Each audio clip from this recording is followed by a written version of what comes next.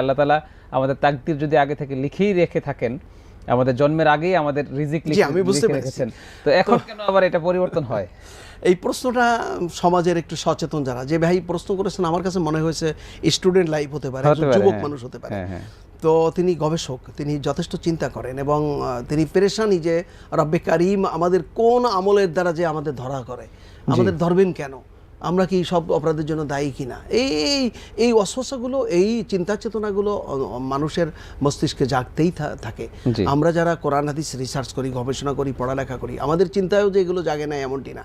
তবে একটি পর্যায়ে যে পৃথিবীর শ্রেষ্ঠ আলেম যারা, বিশেষ করে বাংলাদেশের প্রখ্যাত আলেম যারা, তাদের সাথে এই বিষয় নিয়ে আমি আলোচনা করেছি। আমার লাইফে আমি মিশকাতুল মাসাবি যখন আলেমে পড়ি, ফাজেলে পড়ি, তখন কিতাবুল ইলমের মধ্যে এই অধ্যায়টি আছে তাকদীর সম্পর্কে, বাবুল কদর। ইমানের একটা অধ্যায় আছে বাবুল কদর, তাকদীর নিয়ে আলোচনা। তো আমি ওনার প্রশ্নের জবাব প্রথম এভাবে দিতে চাই।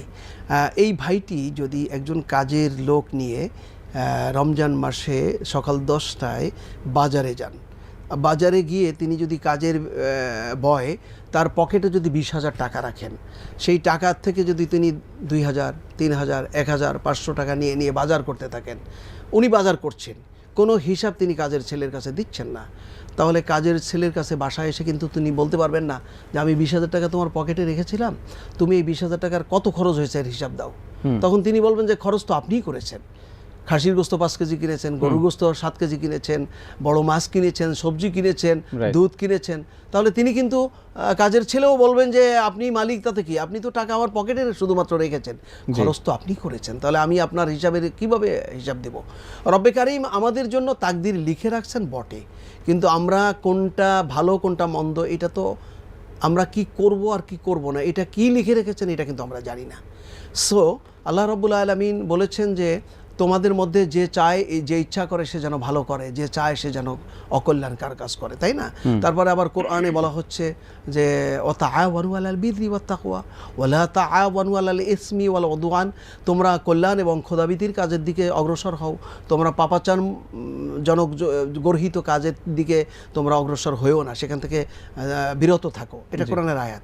এরপরে আল্লাহ তাআলা বলছেন যে লাইসা লিল ইনসানি ইল্লা মা সাআ, মানুষ চেষ্টা ছাড়া কোনো কিছুই অর্জন করতে পারে না। এই যে দুইটি আয়াত, এই দুইটি আয়াত থেকে আমরা বুঝতে পারি যে মানুষকে আল্লাহ তাআলা ইচ্ছা শক্তি দান করেছেন।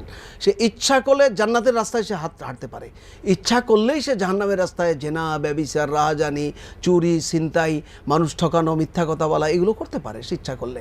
তাহলে এই যে ইচ্ছা শক্তি, এটা মানুষকে আল্লাহ তাআলা করার স্বাধীনতা দিয়েছেন, ইচ্ছা শক্তি দান করেছেন। এটা পৃথিবীর চন্দ্রকে দেন নাই, সূর্যকে দেন নাই, বায়ুকে দেন নাই, কোনো গাছপালাকে দেন নাই। ইচ্ছা করলেই একটা তাল গাছ আম ধারণ করতে পারে না, ইচ্ছা করলেই একটা তাল গাছ আম ধারণ করতে পারে না, তাই না? এটা যেমন আল্লাহ তাআলা একটা কুকুরকে যে কারণে সৃষ্টি করছে, কুকুর তাই করে, কুকুর ইচ্ছা। এই জন্য আল্লাহ বলছেন সূরা আল ইমরানের মধ্যে, আফাগায়রা দীনিল্লাহি ইয়াবগুন ওয়ালাহু আসলামা মান ফিস সামাওয়াতি ওয়াল আরদি তাওআ ওয়া কারহা, তোমরা কি ইচ্ছায় হোক অনিচ্ছায় হোক আল্লাহর দ্বীনকে আনুগত্য না করে আল্লাহ দ্বীনের বিরুদ্ধাচরণ করবে? অথচ আসমান আর জমিনে যা কিছু আছে সকলে ইচ্ছায় হোক অনিচ্ছায় হোক আল্লাহর আনুগত্য করতেই থাকে, আল্লাহর হুকুম মানতেই থাকে।